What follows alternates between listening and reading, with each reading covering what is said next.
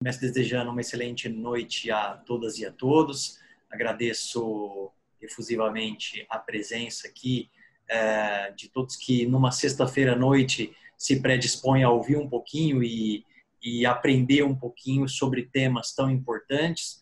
Hoje nós temos esse grupo de estudo online da Comissão de Direito Bancário, essa importante comissão da nossa subseção, muito bem capitaneada aí pelo Dr. Marcelo De Luca, quem nós rendemos homenagem, agradecemos demais por todo o trabalho voluntário que vem desenvolvendo na nossa subseção, e também vai ser um dos palestrantes de hoje, não é? Um dos expositores de hoje sobre esse tema tão importante, coronavírus e contratos bancários, efeito suspensivo nos embargos à execução. Também quero agradecer demais ao nosso outro expositor, Dr. Fábio Gonçalves da Silva, também advogado aqui da nossa subseção, que vai nos abrilhantar aí com seus conhecimentos, e tenho certeza que todos nós vamos aprender bastante. Quero cumprimentar a todos e a todas aqui presentes, na pessoa do Dr. Renato Lidelon, afinal de contas é o único que está nos dando a honra aqui de abrir a câmera, de ver a sua imagem, portanto, na sua pessoa, peço licença para cumprimentar a todos e a todas, e quero cumprimentar o meu querido amigo William, nosso colaborador também, que sempre aí nos ajuda a desenvolver esses eventos. Em nome da nossa diretoria, do nosso presidente Marcelo Henrique, do André, nosso tesoureiro, a Ellen, nossa secretária-geral, Priscila, nossa secretária adjunta, declaro aberto o evento, então, e é um privilégio para mim poder passar a palavra, então, ao Dr. Marcelo De Luca, como coordenador da comissão, como organizador do evento e palestrante, para que faça aí suas considerações iniciais. Bom, antes de tudo, boa noite a todos. Boa noite, doutor Henry, boa noite, Fábio, Renato, todos os presentes, né? Gostaria de agradecer as palavras do doutor Henry, né? E agradecer também ao Fábio, que quando eu chamei ele para fazer uma exposição sobre um tema importante, que é o efeito suspensivo nos embargos, né? Ele até sugeriu essa questão, né? Eu fiquei contente, porque eu falei, é um tema importante, um tema pouco debatido às vezes, né? Mas de suma importância, né? E eu gostaria de falar que vamos fazer mais uma roda de conversa, um bate-papo, né? E se alguém quiser interromper, se alguém quiser fazer algum questionamento, alguma pergunta, pode levantar a mão. Vamos fazer como se fosse um bate-papo bastante descontraído, né? De fato, é um tema importante sobre a questão do coronavírus, sobre essa questão da pandemia, dos contratos bancários, né? Eu fiz algum tempo atrás uma exposição aqui, um grupo de estudos, e abordei mais a questão das revisionais bancárias, né? Sobre como as revisionais, como eu via a questão das revisionais, né? Sob o ponto de que a revisional seria uma questão de rever lançamentos bancários e não cláusula de contrato bancário em si. Porque se os lançamentos estavam em desacordo no contrato, aí a gente extrapolava até a questão do pacta sunt servanda. A gente já iria para uma questão de descumprimento do contrato bancário, né? Mas agora, a gente vê que o direito ele está mudando, né? Não é que o direito está mudando em si, os fatos estão mudando, né? E a valoração da norma também está mudando, né? Então, para mim, não extrapolar o tempo, gostaria de mandar um abraço para o William também, nosso colaborador, que até falou, vamos ficar em cima da questão do tempo e tal, né? Porque eu, às vezes, extrapolo um pouco essa questão de tempo. Então, até em respeito a todo mundo, em respeito ao Fábio também, eu quero ver se eu coloco de uma maneira mais simplificada. A questão que se coloca é a situação que nós temos hoje em dia, porque, com o advento da pandemia, né? Vamos fazer um recorte sobre essas questões, eu vou fazer um recorte sobre essas questões, e aí eu vou fazer uma breve exposição sobre alguns temas jurídicos mais modernos que eu consegui encontrar hoje em dia, que aborda a questão da revisão contratual nesse tempo de coronavírus, né? Nessa questão de caso fortuito, força maior, essa questão de imprevisão, né? De imprevisibilidade, né?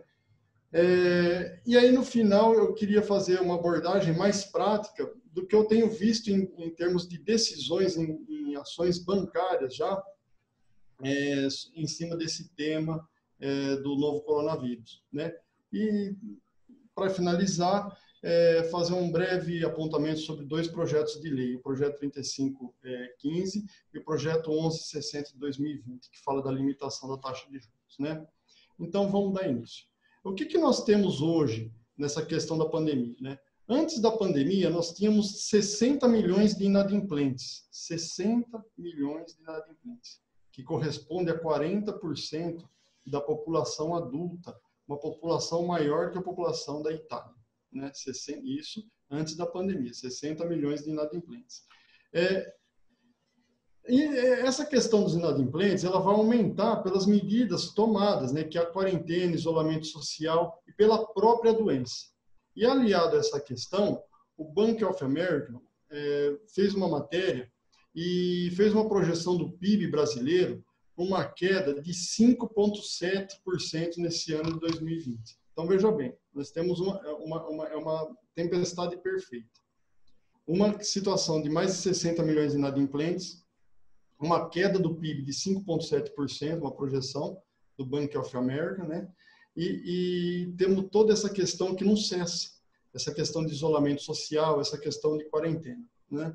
Então, o que mudou de fato? A gente lendo alguns artigos, Arnaldo Rizzardo, Bruno Miragem e outros autores aí, Cláudia Lima Marques, Clarice da Costa Lima, o que a gente vê que mudou de fato? Mudou o direito? Não, o direito não mudou.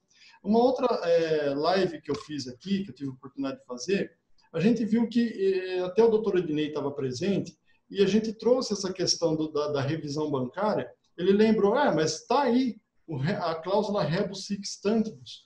Ela está aí, ela sempre esteve aí. A questão é se é aplicado ou não. Então, a questão do direito é simples, o direito não mudou. Se você puxar desde o direito natural, aquelas coisas todas. O que mudou são os fatos, né? Então, a gente tem que dar ênfase, antes de tudo isso daí, a questão da constitucionalização do direito privado, né? Dr. Henry é professor de Direito Constitucional e domina essa matéria. Essa matéria nunca teve tão em voga como agora, que é essa constitucionalização do direito civil e do direito privado. O que acontece? Sempre teve aí. Sempre teve essa questão social, né? Então, agora, nós temos que dar ênfase ao tripé dessa questão da constitucionalização, que é a sociabilidade do direito, a eticidade e boa-fé, e a questão da operabilidade, né? Lembrar das aulas lá antigas de introdução ao direito, Miguel Reale, da teoria tridimensional do direito, da questão direito, fato, valor e norma, né? Da concreteza, que ele falava tanto, que é a subsunção do fato à norma jurídica, levando em consideração toda a constitucionalização, todos os valores constitucionais. Então, o que nós temos hoje? Toda essa questão da constitucionalização do direito civil, e a gente tem que colocar no pedestal a dignidade da pessoa humana, porque, na verdade, é o que deve prevalecer hoje em dia com essa questão pandêmica que nós temos aí, né? Então, trazendo toda essa questão, eu fiz um apanhado para saber o que estava acontecendo no mundo em termos de norma jurídica, né? O que devia ser aplicado, o que devia se fazer. Se você for ler aquelas obras mais clássicas de direito, se você for ler Aristóteles, por exemplo, você vai ver uma passagem, se não me engano, naquele livro dele, Ética Nicômaco, que ele fala o seguinte, que observando, como observador dos fatos, observando 500 cidades, veja bem, no tempo da antiguidade, ele observando 500 cidades diferentes, ele observou que a norma jurídica dessas 500 cidades, ela tinha a mesma base principiológica. Ou seja, apesar de não ter uma interligação entre as cidades e não ter, naquela época, essa interação que nós temos hoje, de internet e todas essas coisas todas, tinha uma interligação e uma base principiológica de todo o ordenamento jurídico, né? Da onde isso vem? Isso vem do direito natural que está inserido em todo ser humano. Então, essa base principiológica do direito, ela sempre existiu, né? Sempre preservando essa questão da dignidade da pessoa humana e toda essa questão,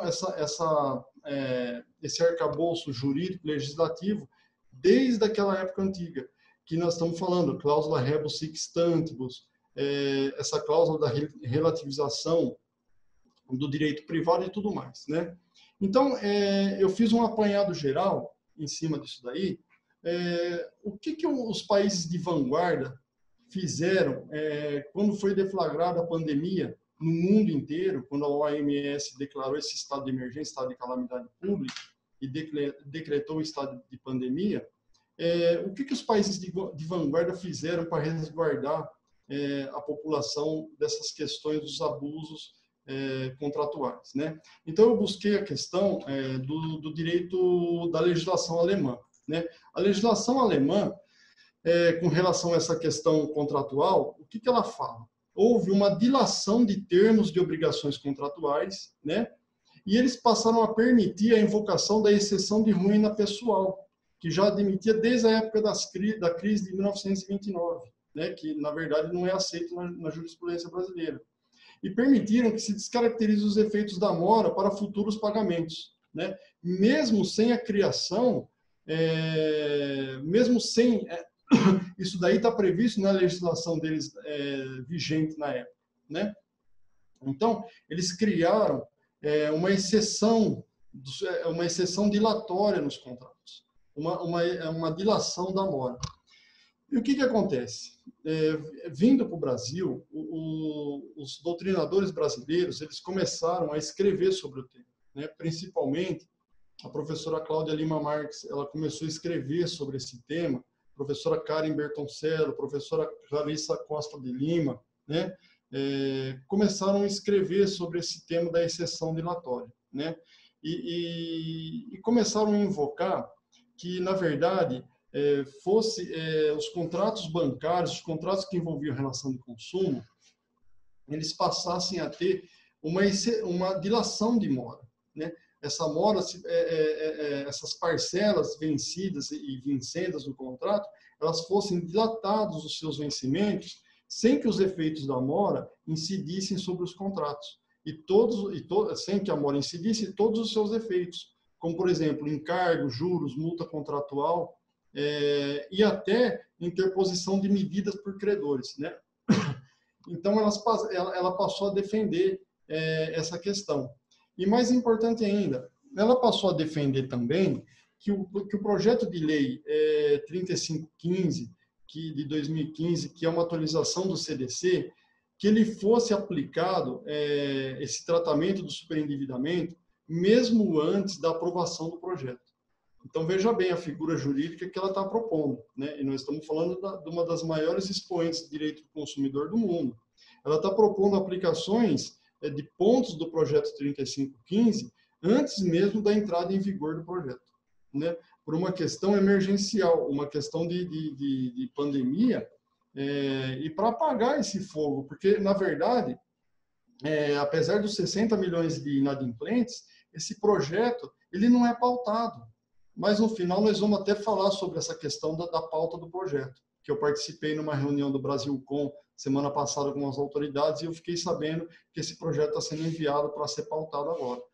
Mas, até então, não se falava em pautar o projeto. Era uma briga política em cima da questão da alteração do Código de Defesa do Consumidor, mas o projeto estava engavetado, né? E o deputado Franco Cartafina, que foi o relator do projeto, que é o relator do projeto, ele fez um texto final e deram uma remendada aqui de lá e ele vai ser pautado dessa forma, né? Então, o que a Cláudia Lima Marques ela propôs, né? Revisitar a figura romana da exceção dilatória e a noção de boa-fé e cooperação em momentos de força maior. Então, ou seja, permitir postergar os prazos de vencimento do contrato em vista da força maior. Então, nós temos essa questão da exceção dilatória, fundado na legislação alemã, que é uma legislação de vanguarda, né, para poder passar por esse período de crise, esse período de pandemia, sem que haja um agravamento da questão do superendividamento.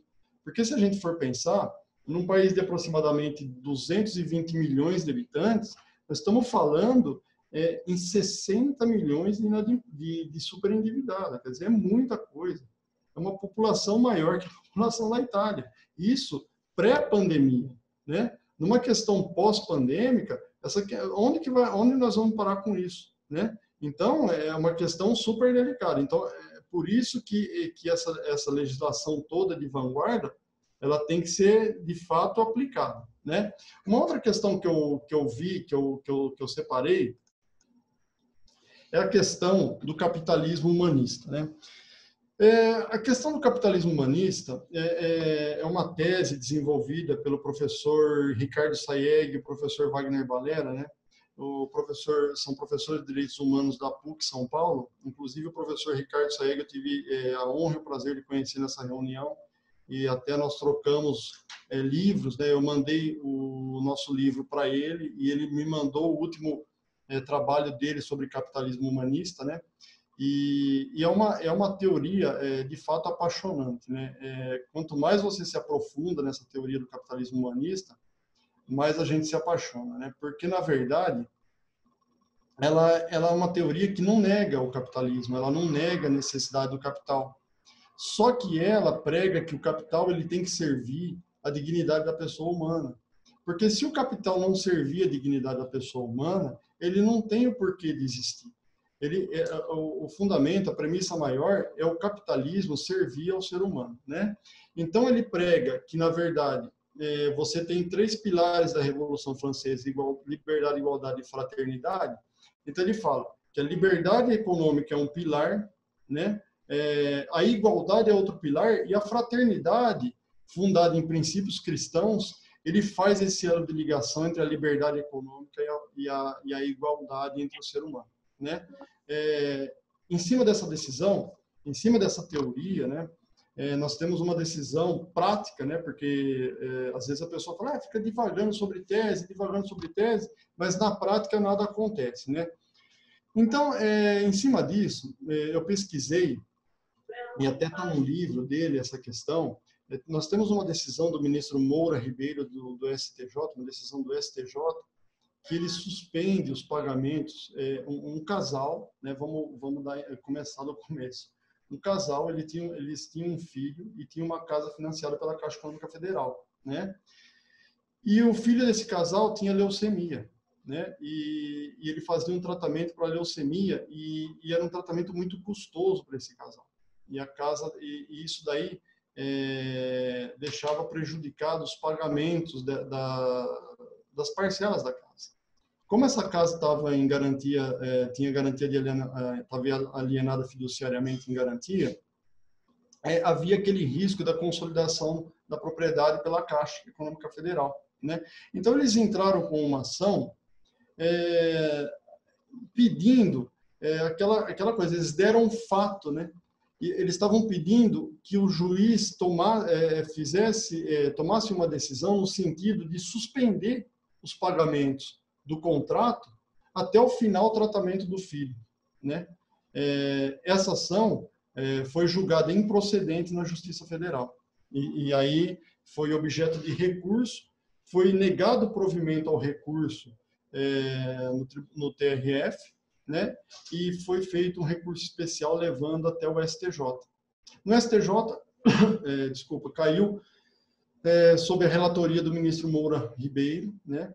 E o ministro Moura Ribeiro deu uma decisão suspendendo o pagamento das parcelas desse contrato de financiamento em cima da teoria do capitalismo humanista, falando que, na realidade, tinha o direito, a Caixa tinha um contrato assinado, a casa estava na mão do casal, eles pegaram o dinheiro do financiamento, só que, por uma questão humanista, ou seja, o tratamento do filho com leucemia, se suspendia o pagamento das parcelas da Caixa sem ônus para o devedor consumidor.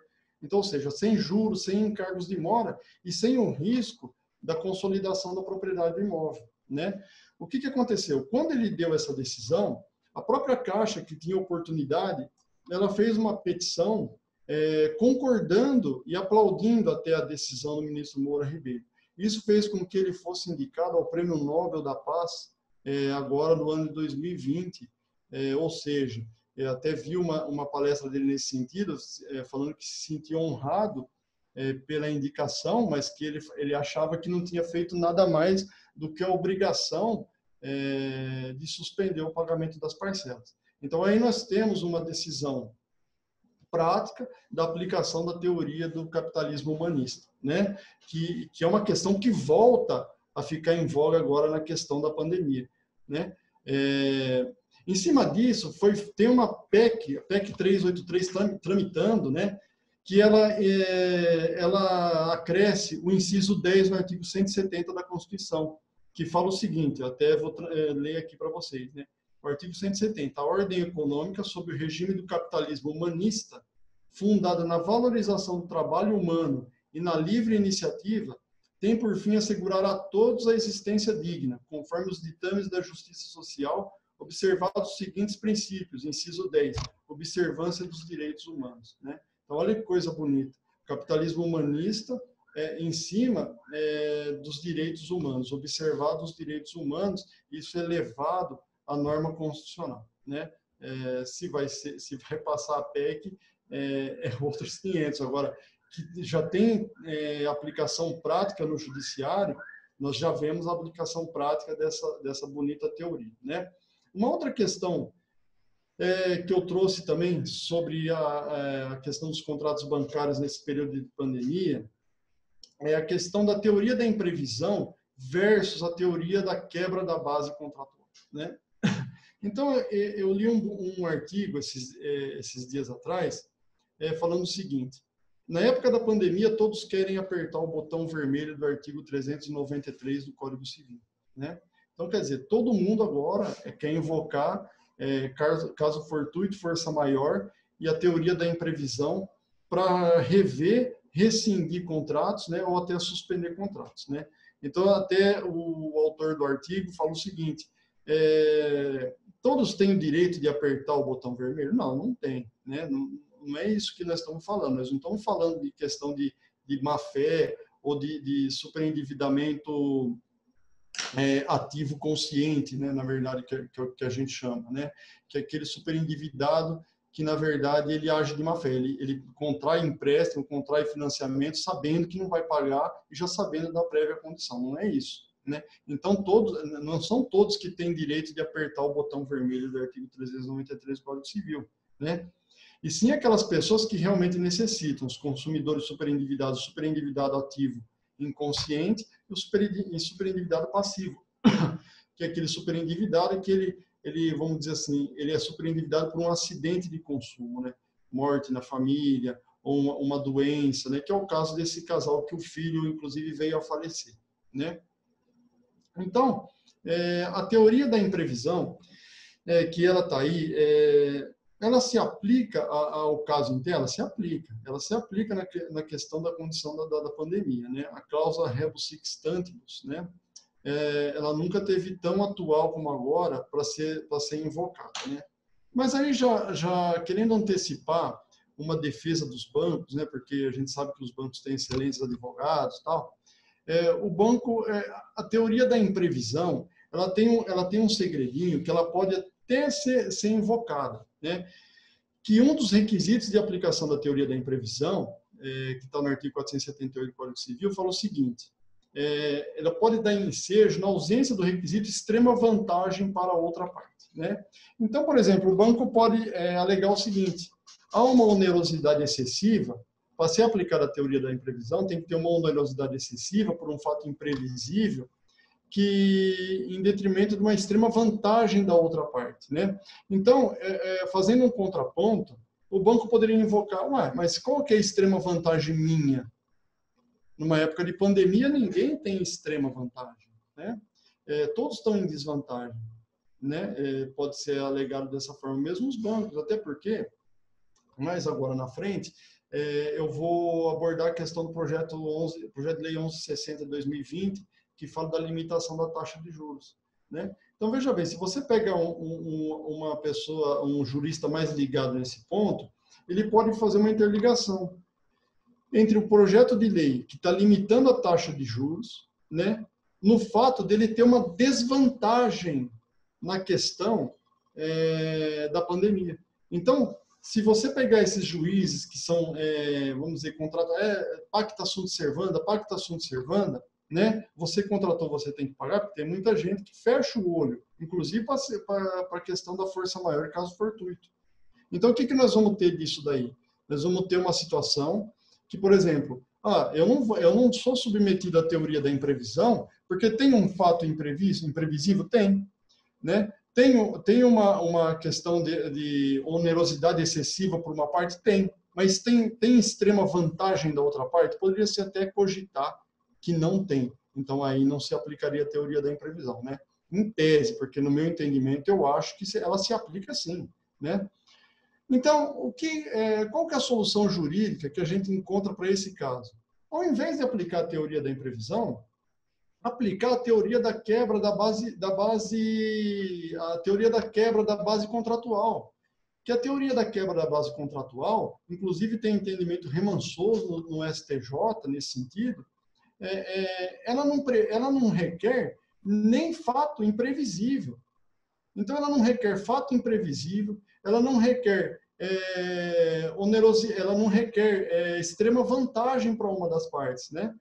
Ela simplesmente requer uma alteração na circunstância, no dizer de Bruno Mirage. Bruno Mirage fala alteração na circunstância. A teoria da quebra da base contratual, ela só requer o seguinte: eu contrato no tempo A, certo? Agora, ele é vigente no tempo, cláusulas vincendas. No tempo B, alterou a base contratual. Hoje, a época que nós vivemos não é mais aquela época que eu firmei o contrato. Então, aí já daria ensejo a possibilidade de resolução, de rescisão contratual ou uma revisão contratual, ou ainda uma suspensão contratual, né? Aí a gente vem buscar a questão da exceção dilatória. Se houve uma alteração da base contratual, nós podemos invocar a teoria da exceção dilatória e pedir uma suspensão dos pagamentos do contrato sem ônus de mora, né? Então, toda essa questão, não sou eu que estou falando, é uma questão que já tem base de julgamento no STJ. Não por essa questão da pandemia do coronavírus. Então, se já tinha uma aplicação para isso, hoje nós temos muito mais fundamento para se aplicar essa teoria, né? Então, é uma teoria que aí você não pode nem cogitar da questão eu não estou em extrema vantagem, né? Porque, na verdade, eu estou numa época de pandemia, eu também estou numa desvantagem, né? Apesar que, só fazendo um parênteses nesse ponto, eu tive conversando uns tempos atrás com o professor Oscar Prux, da Universidade Federal do Paraná, né? Um dos integrantes da diretoria do Brasilcom, e aí ele falou assim para mim: menino, banco não sofre prejuízo. Eu falei assim: por que, professor, né? Por que, professor Prux? Ele falou assim: porque uma vez que a inadimplência é um dos itens que compõem o spread, né? Enquanto tem gente pagando em dia, o banco nunca vai ter prejuízo. E, de fato, ele tem razão. Se um dos itens que o banco usa para justificar o alto spread, que é a diferença da taxa de captação de dinheiro no mercado com a taxa de empréstimo, além da questão operacional, agência, manutenção de agência e tudo mais, é a inadimplência alta, então, enquanto tiver gente pagando uma taxa de juros elevada, essa inadimplência já está mitigada na composição do spread. Então, aí nós não podemos falar de prejuízo de banco, né? Então, por isso que banco, na verdade, ele nunca vai poder alegar: eu estou em desvantagem agora no tempo de pandemia. Mas vamos supor que alegue. Então, uma saída para fugir dessa questão da teoria da imprevisão e da cláusula rebus sic stantibus seria a aplicação da teoria da quebra da base contratual, porque a base em que for firmado o contrato já se modificou e muito, né? Vide quantas empresas estão pedindo recuperação judicial e falência nesse tempo de pandemia, né? Então, dito isso, a questão que se coloca qual é o reflexo prático disso, né? Marcelo, mas você está falando tal, mas e na prática, o que acontece? Olha, na prática, eu já vi em processo meu, eu consegui decisões no seguinte sentido, em cima da aplicação dessas teorias, né? Primeiro, eu consegui decisões excluindo restrições em cadastro de inadimplentes, né? ainda decisões muito bem fundamentadas, juízes falando que revendo o posicionamento próprio anterior, de que a revisão, a aplicação da súmula 380 da STJ, que a mera revisão de contrato ela não suspende os efeitos da mora, mas que a negativação do consumidor nos órgãos de proteção ao crédito, a suspensão dessa negativação não prejudica os bancos, né? Ela simplesmente dá uma sobrevida para o consumidor nessa época de pandemia, porque tem gente que está buscando crédito para comer, né? Então, juízes revendo o próprio posicionamento, concedendo tutelas provisórias de urgência para excluir a negativação, né, do cadastro inadimplente. Outra questão também, eu consegui uma decisão num processo, né, essa daí eu até me surpreendi um pouco. Um juiz, em tutela provisória de urgência, ele suspendendo o pagamento de uma cédula de crédito bancário de renegociação de dívida até o final do estado pandêmico, sem imposição de ônus ao correntista, ou seja, vai simplesmente, são 6 meses de suspensão de contrato, esses 6 meses vão ser jogados no final do contrato, né? Sem ônus para o correntista, né? Outra questão também, uma decisão indeferindo um pedido de penhora online pelo Bacenjude, né? Aí não teve, essa foi até mais impressionante, que foi uma decisão do Tribunal de Justiça do Rio de Janeiro, do Tribunal de Justiça do Rio de Janeiro, em que não houve nem a nossa manifestação no processo.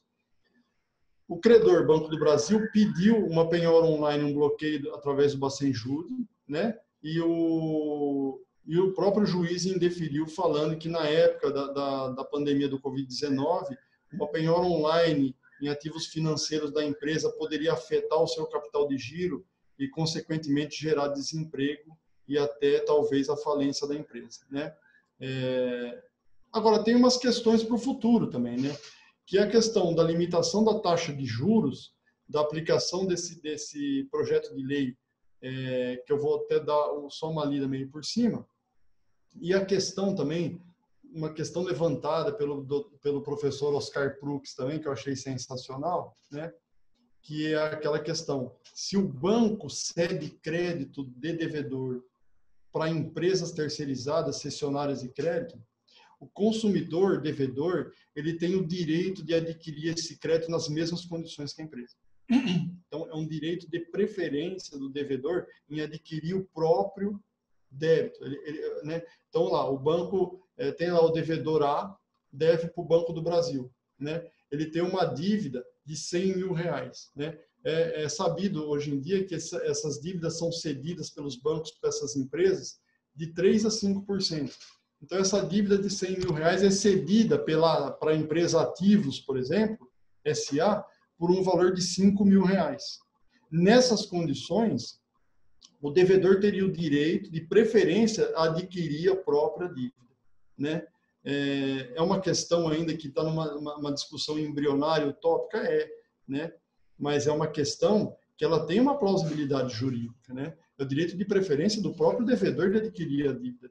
Né? Agora, tem cláusula em contrato, o devedor autorizando o banco ceder para A ou para B a dívida que foi adquirida? Tem, mas isso aqui é um contrato de adesão, né? E o consumidor, muitas vezes, hipossuficiente, ele nem sabe o que é cessão de crédito. Como que ele vai saber? Ele nem deve ainda. Ele está firmando um contrato de concessão de crédito, de abertura de crédito, um contrato de empréstimo. Ele nem imagina que ele nem imagina que possa dever. Ele não é devedor ainda. Então, como que essa cláusula pode surtir efeito futuro para um hipossuficiente que não tem condições técnicas de entender o que significa uma cessão de crédito? Então, são questões para a gente levantar e começar a provocar o judiciário nessas questões, né? Para finalizar, eu gostaria de só passar rapidamente por esses dois projetos. Né? O projeto de lei 1166 de 2020, de autoria do senador Álvaro Dias, na qual os juros não poderão exceder 30% durante o estado de calamidade pública decretada no Decreto Legislativo número 6. E, além disso, teria isenção de IOF nas operações, né? E o descumprimento desse limite da taxa de juros configuraria crime de usura. As prestações que não puderem ser pagas poderão ser convertidas em prestações extras com vencimento após a última prestação sem juros e sem cláusula penal. Esse projeto foi enviado à Câmara dos Deputados agora no dia 11, hoje é dia 14, no dia 11/8 foi enviado à Câmara. Então, é um projeto que limita a taxa de juros, né, isenta de IOF, nas operações de abertura de crédito em conta corrente, cheque especial e em cartão de crédito, né? Eu não poderia finalizar sem falar na nossa menina dos olhos, que foi citado no livro, né? Que é o projeto 3515/2015, né? Que é o projeto de lei de autoria do senador José Sarney, relatado pelo deputado Franco Cartafina, que altera o CDC para aperfeiçoar a disciplina do crédito ao consumidor e dispor sobre a prevenção e o tratamento do superendividamento, né? Que visa garantir o mínimo existencial e tratar do devedor superendividado, né? Ou seja, é o resgate do superendividado para a sociedade de consumo, né? Que vai ser tão essencial para a nossa retomada econômica, né? Eu gostaria esse projeto, só para finalizar, ele tá em trâmite. Nós recebemos um áudio do deputado Rodrigo Maia, na reunião que nós estávamos participando, o deputado Rodrigo Maia se comprometendo a pautar esse projeto, desde que seja aprovado no texto do deputado Franco Cartafina, né? Então, esse projeto está em vias de ser aprovado, né? O que vai ser importante para a retomada econômica do Brasil nessa época pós-pandemia. Eu gostaria de finalizar, antes de passar a palavra para o meu amigo Fábio, que, assim, tudo isso parece um pouco utópico, né? Porque são teses e teorias de vanguarda, são teses que, vamos dizer assim, apesar de, como eu disse no início, são teses que, apesar de estar aí há muitos anos, né? Teoria da imprevisão, essa questão da força maior do caso fortuito, mas são teses que elas são mescladas hoje por todo esse entendimento jurisprudencial dessas teorias de vanguarda, né? Da exceção dilatória, em cima da legislação alemã, o capitalismo humanista, né? E todos esses projetos de lei que vêm vindo, né? Nós, advogados, tendo em vista a inércia da jurisdição, né? O magistrado ele não pode aplicar nada de ofício, né? Então, nós é que temos o poder de pleito, né? Nós temos o verdadeiro poder na mão, que é pedir, né? Então, cabe a nós, enquanto advogados, pedir. Nós temos que fundamentar e pedir. Fundamentar e pedir, né? Plantar sementes para que se floresça essas teorias, né?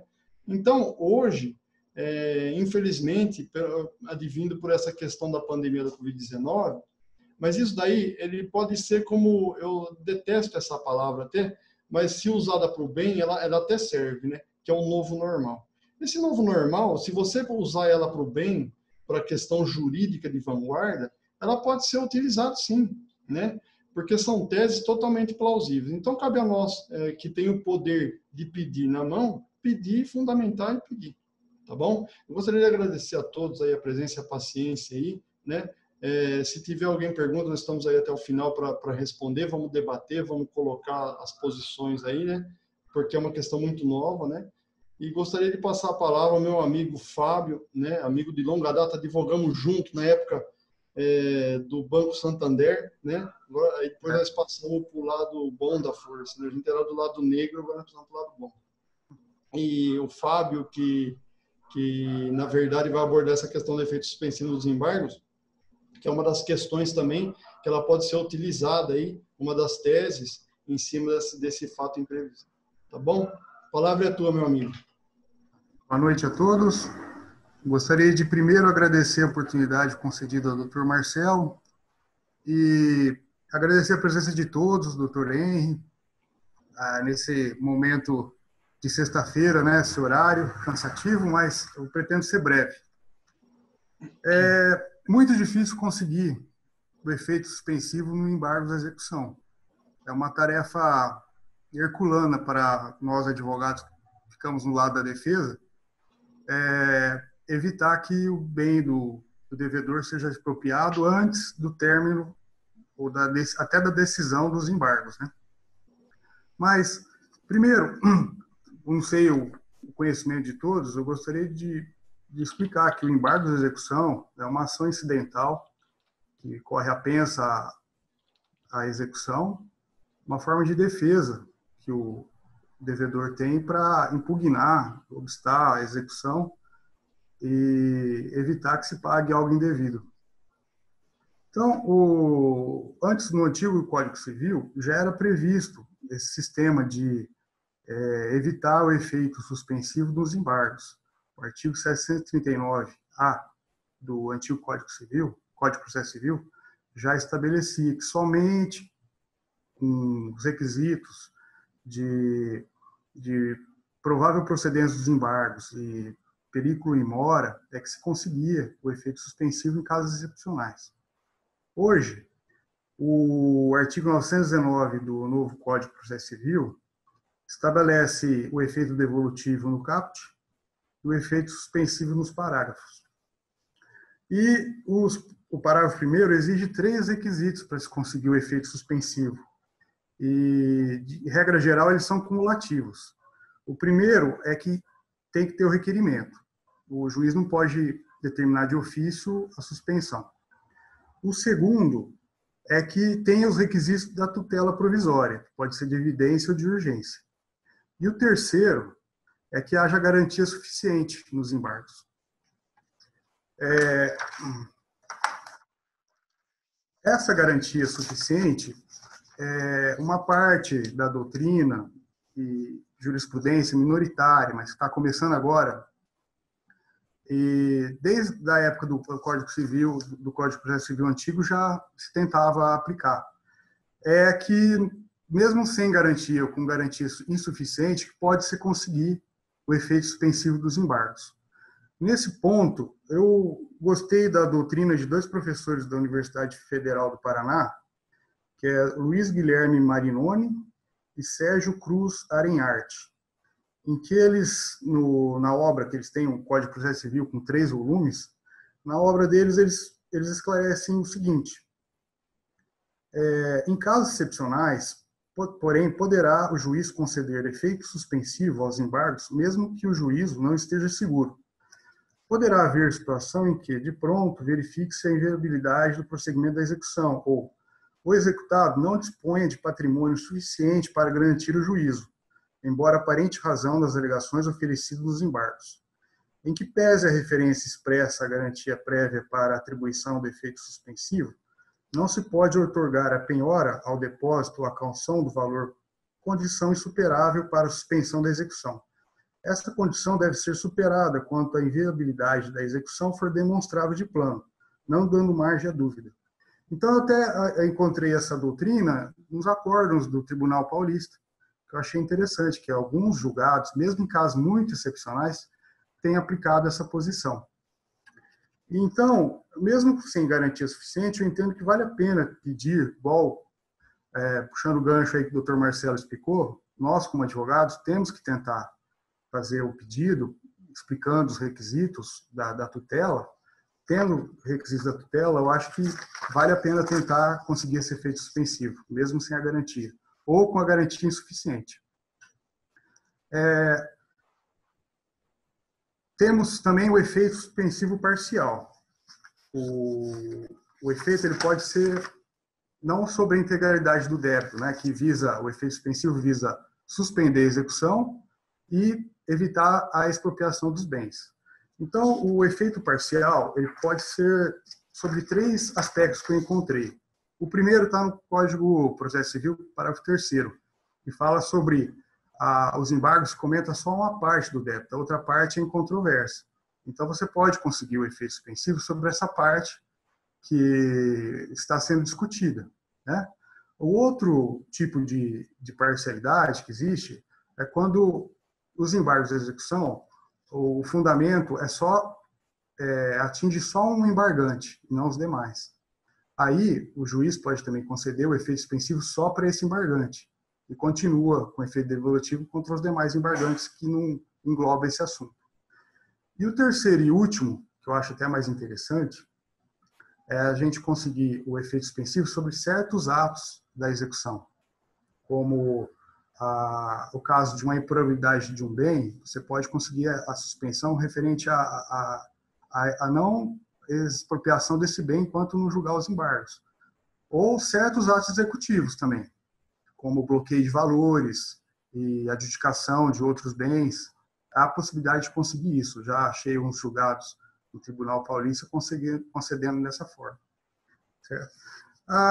É importante falar também que não é só a plausibilidade da procedência dos embargos que pode ser motivo para conseguir o efeito suspensivo. Nós podemos alegar, como eu já falei, a improbabilidade do bem, que é um fator muito importante, mas também, no caso, se for uma empresa que estiver em recuperação judicial, já foi concedida a suspensão de todas as ações nessa recuperação judicial, também é motivo de suspender a execução pelos embargos, conceder efeito suspensivo nos embargos. E caso, lógico, né, se você já tiver uma sentença de procedência dos embargos, você, com grande probabilidade, você vai conseguir também suspender a execução. Não teria lógica, né, expropriar bens de uma sentença dizendo que não se deve aquele valor. Agora, se tiver o efeito, os embargos for julgado improcedente, aí temos a súmula 317 do STJ, que nega o efeito suspensivo. Ela diz assim: é definitiva a execução de título extrajudicial, ainda que pendente apelação contra a sentença, que julgue improcedentes os embargos.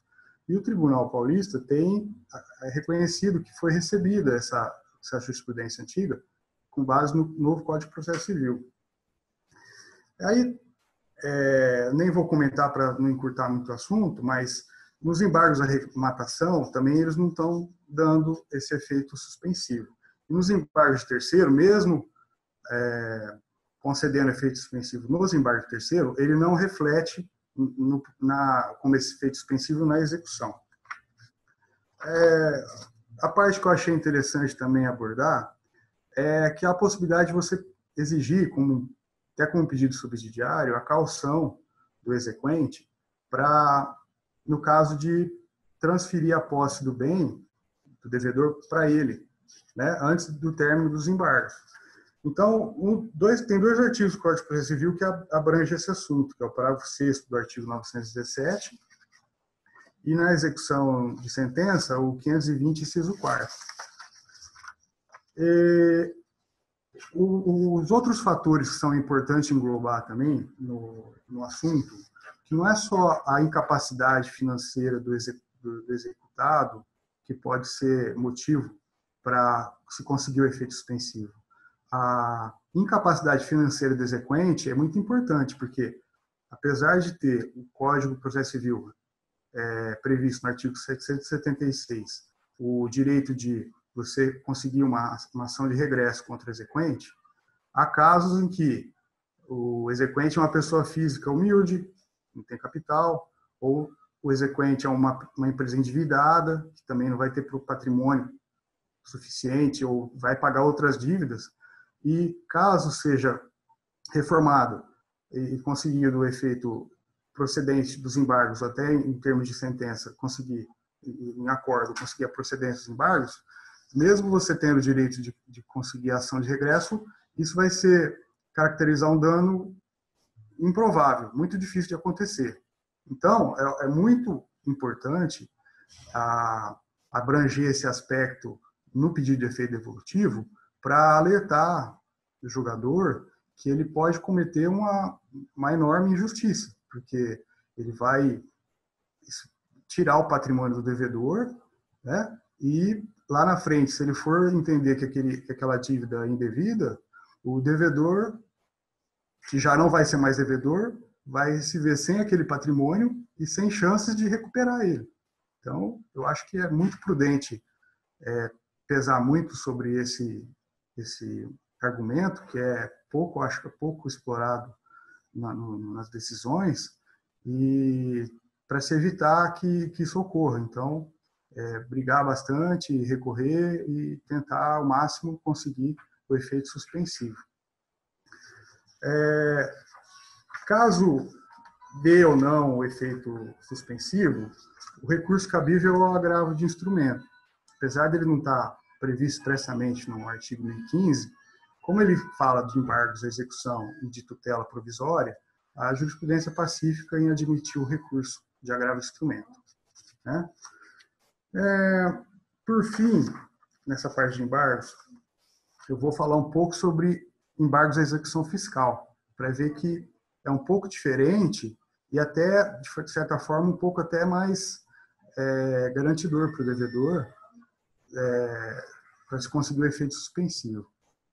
Na execução fiscal, existe um rito próprio, no artigo 16, 17, 18 e 19 da Lei de Execução Fiscal, que ele não é expresso, mas analisando o rito que está englobado nesses artigos, se percebe que o juiz tem que se abster de prosseguir a execução e suspendendo automaticamente os embargos e analisar só os embargos. Mas a jurisprudência dominante, inclusive no STJ, eles não admitem mais esse tipo de entendimento doutrinário. Eles falam que se aplica, a execução só tem efeito devolutivo e que se aplica subsidiariamente o Código de Processo Civil. Então, só naqueles 3 requisitos cumulativos é que se consegue, em casos excepcionais, a suspensão da execução. Mas o efeito devolutivo na execução fiscal, ele tem uma vantagem, porque ele vai só até a venda do bem e conversão da venda em depósito. A fazenda ela não pode levantar o dinheiro nem adjudicar o bem, por causa também da Lei de Execução Fiscal. Analisando os artigos 19, 24, 32, parágrafo 2º, se chega a esse entendimento que ali, nesse momento da execução em que, após a venda do bem em leilão, o valor tem que ficar lá depositado, aguardando o trânsito em julgado dos embargos. Então, ele tem um efeito suspensivo automático, só que numa fase mais adiantada. Não deixa de tirar o patrimônio do devedor, mas fica em juízo lá, não vai para o exequente, né? Já é uma vantagem. E o momento do pedido do efeito suspensivo, como o parágrafo 2º do artigo 919, isso vale para ambos os casos, né? Fiscal e na de execução de título extrajudicial. Como o parágrafo 2º, ele diz que o efeito suspensivo pode ser modificado a qualquer momento, se alterar a situação, fazendo uma interpretação contrária, né? O pedido, aparecendo os requisitos para se conseguir o efeito suspensivo durante a execução, nós podemos também pedir a qualquer momento o efeito suspensivo, certo? E, por fim, é importante mencionar também, que é um assunto que faz parte, né? Se você tiver na execução a garantia suficiente, você pode, com base no artigo 781, parágrafo 4º, obter a baixa da restrição do nome nos órgãos de proteção ao crédito, certo?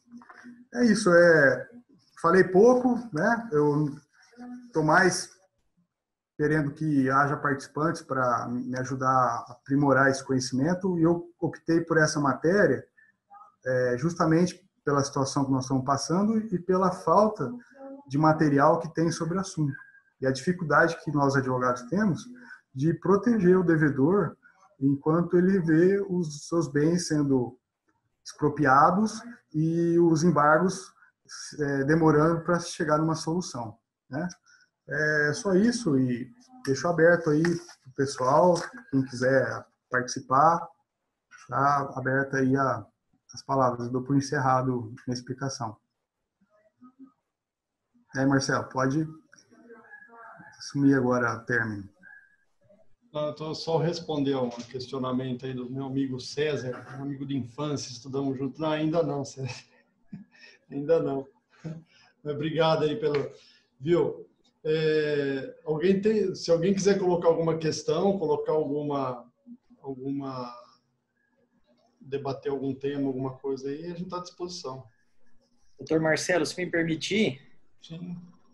primeiro eu gostaria de parabenizar muito aos dois expositores, ao senhor, né, e ao doutor Fábio, muito esclarecedoras, muito profundas as exposições. Nem ousaria tocar nesses pontos, haja vista que não sou um especialista como os senhores sobre o tema, né, mas serve aqui a minha fala para efusivamente parabenizá-los. A sua exposição, doutor Marcelo, cheia de conteúdo, constitucionalização do direito privado. Inclusive, é uma obra muito interessante, provavelmente o colega conhece, do Virgílio Afonso da Silva, que é filho do professor Zé Afonso da Silva, professor da USP de Direito Constitucional, exatamente sobre a constitucionalização do direito privado, uma obra bastante interessante. E passando aí, né, por Ética Nicômaco de Aristóteles, passando sobre um monte de questões aí que eu nem ousaria a interferir. Depois que nos conhecemos, né, na nossa 22ª subseção, passei a ser um admirador do seu conhecimento e cada vez que lhe vejo falando, me impressiono com todo esse arcabouço, né, que o colega possui. Muito interessante. E aproveitando o ensejo, né, da fala sobre o capitalismo humanista, é claro que a proposta de emenda à Constituição para alterar lá o artigo 70 da Constituição e incluir essa expressão, 170, né? E incluir essa expressão seria interessante. Mas a gente precisa parar um pouco também, né, de ser tão desconfiado e prolixo a ponto de sempre ter que escrever para ter certeza que existe. O doutor Marcelo De Luca muito bem colocou que nós temos lá a livre iniciativa, o princípio do capital no artigo 170, mas também colocou muito bem que no artigo 1º, inciso 3º, nós temos o princípio da dignidade da pessoa humana. Então, se eu tenho capitalismo e é princípio fundamental a dignidade da pessoa humana, eu não preciso escrever, não é, que nós precisamos de um capitalismo humanista, como o senhor já disse, desde 5 de outubro de 1988. Também quero parabenizar muito o doutor Fábio. Não acho que falou pouco, haja vista a densidade e o conteúdo de tudo que falou, como mostrando muito bem como é ser advogado, né? E o que é esgrimir as alternativas que nós temos, ainda mais numa seara tão complicada, que é a seara dos embargos, né? E muito interessante a sua colocação, eu nunca tinha parado para pensar, apesar de atuar muito com execução no âmbito fiscal, que os embargos, no caso da execução fiscal, são mais protetivos do que os embargos numa dívida comum, vamos dizer assim. O que é estranho, né? Já visto que na dívida comum nós temos interesse particular e na execução fiscal, em tese, nós temos interesse do Estado, interesse de todos nós, né? E o contribuinte fica mais protegido do que o cidadão comum. Então, parabenizo demais mesmo e agradeço muito as exposições. Obrigado. Doutor Henrique, eu que agradeço e tive a honra de te conhecer, grande professor de Direito Constitucional, né? A gente não se conhecia pessoalmente, né? E você tem razão mesmo. A gente sempre fala, né? Dignidade da pessoa humana, valor supremo, né? Da Constituição, né? E na verdade é sempre a gente escrevendo, né? É que nem os princípios da administração pública, né? Legalidade, impessoalidade, publicidade, né? Eficiência, né? Moralidade, né? Princípio da moralidade, quer dizer, a moralidade tem que ser elevada a um princípio constitucional da administração pública, quando na verdade todos nós temos a obrigação de sermos morais, né? Ainda mais tratando de administrador da administração pública, né? E assim com relação à dignidade da pessoa humana, né? Mas a gente está cansado de ver essa questão de decisões, pacta sunt servanda, né? Se a gente for citar aí, a gente fica a noite inteira falando sobre essas questões absurdas que a gente vê em sentenças aí, né? Até o doutor Adinei Bianchini citou isso na última live, né? Que ele tinha vontade de conversar pessoalmente com os juízes de Rio Preto para falar sobre essas questões do pacta sunt servanda. A gente vê que, na verdade, coisas que não deveriam estar escritas, né, que deveriam estar inseridos no próprio contexto do ser humano, né, tem a necessidade aqui no Brasil de estar sendo elevados, inclusive, a princípios constitucionais, né. Mas a gente tem esperança que um dia isso venha melhorar, né. Eu tenho lido alguns artigos aí, até não é nem passa longe da área, né, que são os artigos de economia. Até estava vendo umas teorias de uns economistas holandeses sobre economia rosquinha, né, que eles falam que é uma fórmula econômica de você dar privilegiar as questões de dignidade da pessoa humana como valor supremo, né? A gente espera que, de fato, isso seja agora levado a um outro patamar nessa questão de pandemia, né? Porque a gente é castigado todo dia aí com essas notícias que só geram sofrimento, e eu acho que isso daí tem que servir para algum propósito, né? Que é melhorar a condição humana como um todo, né? Principalmente nessas questões de igualdade. Eu gostaria de abrir a palavra a todos, se alguém quiser colocar alguma questão. Hoje até na parte da manhã estava conversando com o César, e o César me colocou uma questão porque alguns colegas mitigam essas ações revisionais, né? O César devia ligar a câmera aí, César, para aparecer, para a gente debater esse tema, né? Eu até... nossa, grande César!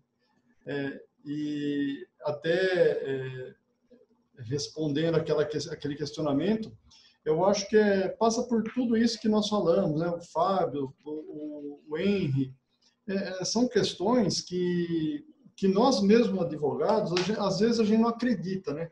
Tem sempre que está escrito, sempre que está escrito, e na realidade, às vezes a gente esquece de pedir, né? Eu me lembrei do ano de 1996, quando eu advoguei um período em Campinas, de que quando começou a surgir essas questões de súmula vinculante, falando de súmula vinculante, né?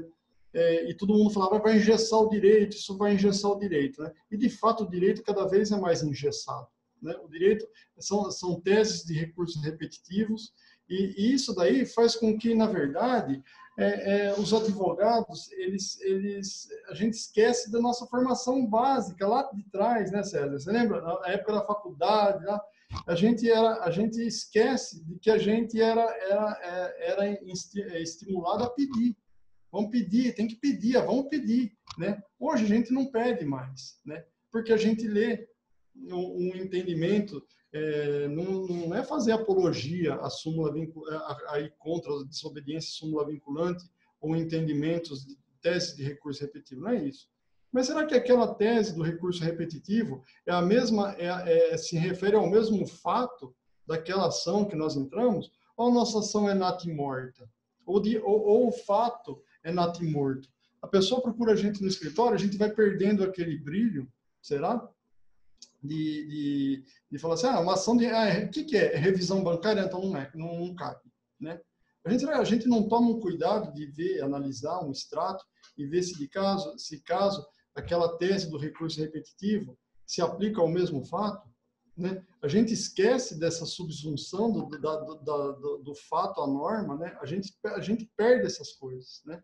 Então, eu acho que essa mitigação da ação revisional muito mais pelo fato de nós, às vezes perdemos esse brilho no olho da advocacia, de que nós, de fato, é que temos o direito de pedir, né? O poder de pedir, né? O poder do judiciário está na mão do advogado, porque se a gente não pedir, nada é julgado, tá bom? Alguém tem mais alguma dúvida? Agradecer ao Saulo pelas palavras, o Renato, Rafael, né? Todos, mandar um beijo para minha esposa Carla, que está assistindo, Nilor, Ioca, todos aqui presentes, Natan, Moto G, que eu acho que é minha mãe. Aí. Mas Marcelo? Fala, Cezão. Eu acho que está faltando, permita-me aí, no dia de ambiente, aqui tinha uma grade lá no fundo, parece que a gente está encarcerado, né? Eu estava na cozinha, então com uma aparência assim, um pouco surrada, por isso que eu estava com a câmera fechada. Tá? Mas nos falta realmente, aí pegando uma carona, uma deixa no que você disse, talvez aquelas teses fantásticas, né? Inéditas, porque, de fato, quem dá o primeiro soco é o advogado, né? Somos nós que vamos ter que ingressar com as ações. Como, né, alguém já disse, o não você já tem, né? Então a gente tem que começar aí quebrar essas muralhas aí quebrar alguns paradigmas, né? Que o judiciário anda muito, né, quadrado, né, cara? E a gente percebe que, de fato, como você, o Fábio já mencionaram, que vamos ter que evoluir muito, não só no direito, né? A gente vai ter que reaprender. Era esse o comentário só que eu queria fazer aí, para não passar batido, né? Mas ainda não tomei nenhuma hoje não, Marcelo, nem de ninguém ainda. Então tá bom. Obrigado. Grande abraço. Só para colocar, eu estou vendo que o Saulo está falando que tinha algumas dúvidas, mas vai formular a questão para a próxima reunião, né? Eu gostaria de, em cima disso, viu, Saulo e todos os presentes, eu deixei meu contato, meu celular aí no chat, para vocês anotarem, né, Fábio? Vamos dar uma turbinada nessa questão da comissão, porque eu convido a todos aí presentes para fazer parte da comissão de direito bancário, para a gente poder e mais aprofundar um pouco essas questões essas teses aí. E a gente tem até uma ideia de fazer uma cartilha, né, Fábio, sobre essas questões, várias questões. Até a gente deixou meio engavetado isso porque veio a pandemia, mas eu tenho visto que várias comissões têm feito reuniões internas pela plataforma Zoom, né? Então, eu estou vendo que o Fábio deixou o contato dele também. Anotem o contato aí, vamos conversar, vamos entrar para as comissões, a gente vai aprofundando essas teses. Isso, eu gostaria de explicar também, né, Marcelo, que a gente abriu esse espaço aqui para trocar conhecimentos, né, grupo de estudos, né? Sim. Então, para aparecer mesmo oportunidades, ideias e teses novas, né, para a gente aprimorar, um ajuda o outro, né, a ficar mais atualizado na matéria. Eu adorei a explanação do Dr. Marcelo hoje, foi muito produtiva, e é isso que nós precisamos, né? É só isso. Tranquilo. Bom, gente, alguma colocação a mais? Senão nós podemos encerrar, né, doutor Henrique? Estou à disposição, doutor Marcelo, como vocês preferirem. Doutor Ô, Marcelo. Marcelo. Pode falar. Boa noite a todos aí. A gente, em uma das reuniões lá que eu participei, em uma reunião lá da comissão, a gente comentou sobre aquela questão da elaboração de um documento, de algum arquivo, contendo as súmulas, com uma maneira de fazer uma cartilha. Uma cartilha, não necessariamente uma cartilha, mas alguma coisa envolvendo comentários, alguma coisa mais elaborada, para fim até de elucidar algumas questões relacionadas à taxa de juros, algumas coisas que já estão mais ou menos sedimentadas, que seria interessante, porque tem uma série de comissões aí, Brasil afora, que fazem esse tipo de comentário em súmulas, e é muito interessante. Isso ajuda muito o advogado para quem advoga fazer essa consulta diária. Eu acho essa questão interessante, porque fica uma questão muito jogada e perdida, essa questão de súmula, né? E poderia, de fato, a gente aprofundar um pouco essa questão, poderia até marcar uma reunião pela plataforma, para a gente fazer um compilado de súmulas aí, envolvendo essas matérias aí de bancário, e fazer breves anotações, né, Fábio? Fazer assim, comentários breves e tal, e até publicar essa questão aí pela própria OAB, né? E depois fazer uma coisa bem elucidativa mesmo, para qualquer pessoa entender, né? Bem simples mesmo, né? Acho ótimo. Bom, também já achei maravilhoso e em nome da diretoria já está acatado, vou cobrar depois, porque eu achei bem legal a ideia. Obrigado. Vamos fazer então, Natan. Vamos combinar e vamos marcar uma reunião pela plataforma. O César também pode até, eu vou falar com o Henry, nosso vice-presidente. Eu tenho até uma dúvida com relação a essa questão, mas no caso, nas próprias reuniões da comissão, ela se torna pública, né, com relação a membros de outra subseção, né? Sim, sem problema nenhum.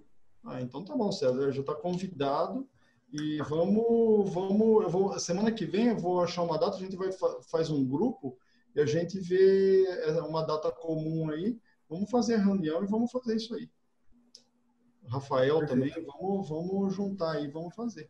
Tá? Porque, na verdade, o papel da advocacia esse, é levar a população, numa linguagem simples, os direitos, né?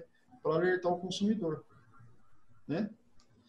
Bom, gente... Isso é legal até ser estendido às outras comissões, né? Porque a gente tem várias súmulas também envolvendo direito ao consumidor, não só direito penal, não é empresarial, enfim, seria interessante. Tanto as súmulas aqui do TJ de São Paulo, quanto as súmulas do STJ. É uma forma de ir arrebanhando aquilo que é da área de cada um e acaba, no fim, facilitando para todo mundo. Sim. Vamos agilizar isso aí e semana que vem a gente já chega numa data comum aí para fazer essa reunião. Tá bom? Bom, mais algum questionamento? Mais alguma coisa? Gostaria de agradecer a presença de todos, agradecer as palavras do Dr. Henry Atik e mais uma vez aí muito obrigado pela presença na sexta-feira à noite aí todo mundo disposto aí para a gente trocar uma ideia. E se o Dr. Henry quiser fazer o encerramento, fique à vontade. Muito obrigado. Te agradeço, Dr. Marcelo De Luca, mais uma vez, parabenizo a Comissão de Direito Bancário, na sua figura do coordenador, por mais esse interessante evento. Vejam, além de 2 palestras excelentes, 2 falas cheias de conteúdo, boas ideias surgindo aqui ao final. Então, como o Dr. Fábio colocou também na sua fala, sempre que a gente se reúne para trocar ideias, não é? Nós acabamos naturalmente construindo outras boas ideias. Então, nesse sentido, eu congratulo mesmo a Comissão de Direito Bancário, todos os seus membros, todos que estão aqui presentes hoje, sejam membros ou não da comissão.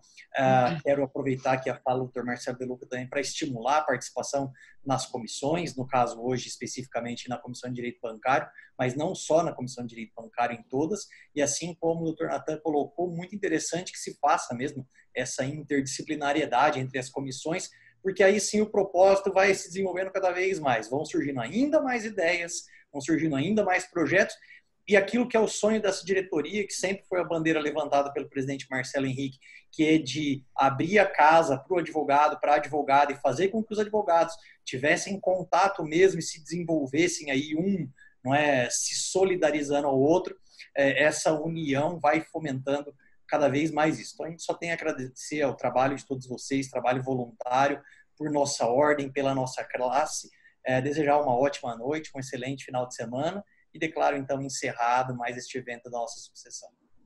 Boa noite, obrigado. Boa noite, gente. Bom final de semana para todo mundo também. Obrigado, bom final de semana. Um abraço para minha cunhada, a doutora Natália, lá de Santa Adélia, também, que está convidada a participar do grupo. Um abraço William, a todos. Obrigado, um abraço, bom fim de semana. Tchau, tchau. Tchau.